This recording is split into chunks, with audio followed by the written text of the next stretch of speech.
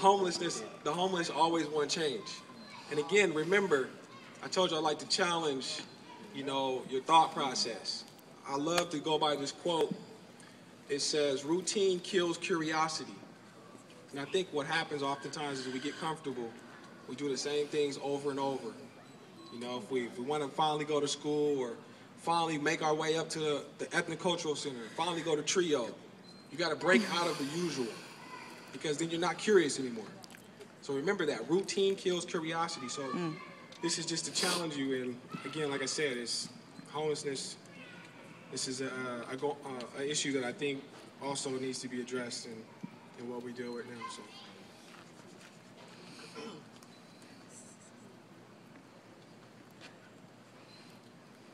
I used to think that homelessness was just people who chose not to do nothing with themselves.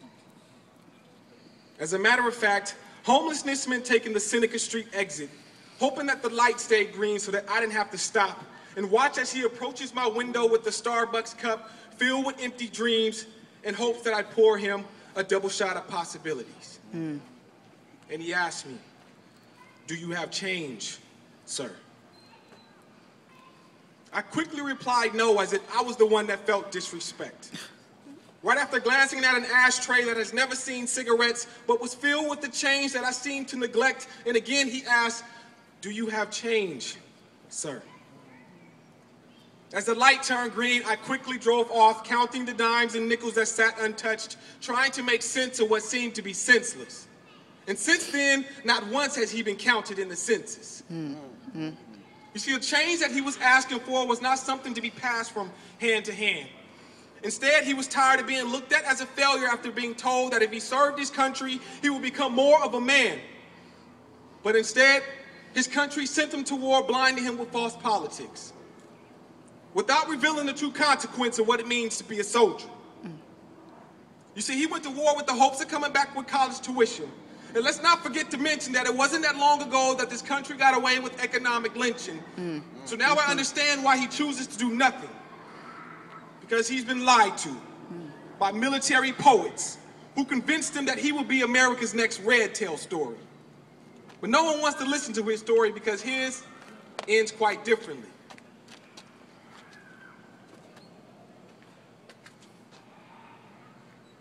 I don't think you guys are with me. We with you. His ends quite differently. You see, he learned how to wake up at 6 a.m., prepare his rifle, and drop bombs on every shelter and safe house. And now 6 a.m. is too late for him to wake up and find a shelter and a safe house. Special ops training taught him how to attach remote bombs underneath parked cars, waiting for the sound of exploding metal. And now at night, he sleeps like a bomb attached underneath freeway overpasses, listening to the sounds of old brake pads, reminding him of screaming women and children. The temperature of his typical night will shatter the bones of your 9 to 5, and yet he's grown immune. And while you're consumed with cell phone conversations, he's still smarter than you because at night, he lays his head down on the Sunday Tribune. 5 years he serves his country to come back to home foreclosure in despair. Diagnosed with post-traumatic stress syndrome, which doesn't qualify you for welfare, so how is that for health care? Do you have change, sir? Never sounded so delicate. He sleeps underneath the stars trying to connect the dots of where it all went wrong. But now he figured it out. Basic training was training for the war back home.